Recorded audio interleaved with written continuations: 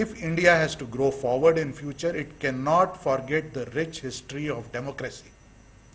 It cannot forget its rich cultural heritage based on which its unique strengths come.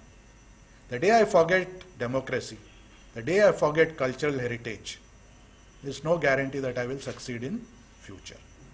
So to each one of you, I would urge, stay anchored to the values, to the individual that you are, which is a factor of your past.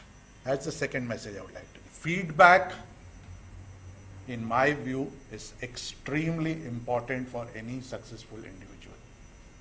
The way you give feedback and the way you receive feedback, very, very important. When you get the right feedback, right encouragement, you can excel as an individual and excel as a team. He said all champions thirst for feedback, thirst for encouragement. And the day they don't get feedback, the day they don't get encouragement, it starts impacting their game. So that's the important one. Assumptions is again something very, very paradoxical.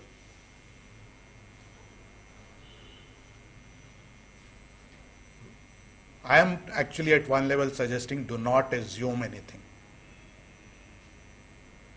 Do not take things for granted.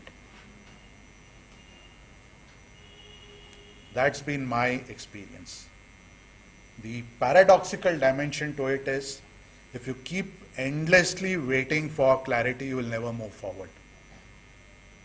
You have to make certain assumptions in life.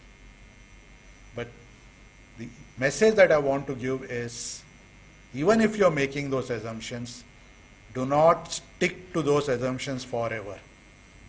Keep validating, revalidating, questioning those assumptions. Keep shifting the goalpost of your assumptions from time to time.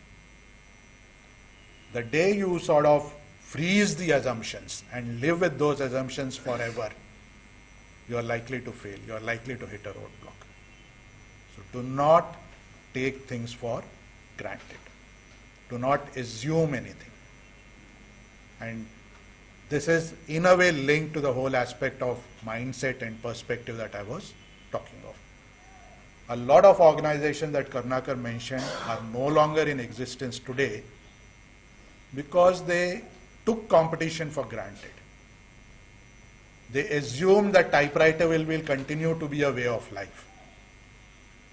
Motorola assumed pagers will be a way of life. Nokia assumed a particular way of behavior. And see the price that each one of them is playing.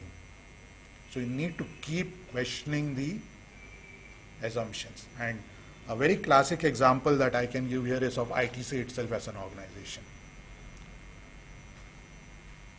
C.K. Prahlad really propounded the theory of core competency. He said if you want to survive and you want to grow, you should stick to the knitting. You should continue to focus around your core competency. Again, if I were to link it, it is almost like sticking to the rules. But we in ITC said, no, everything has a context. In the context of India, in the context of ITC, probably sticking to the core competency is not the best thing.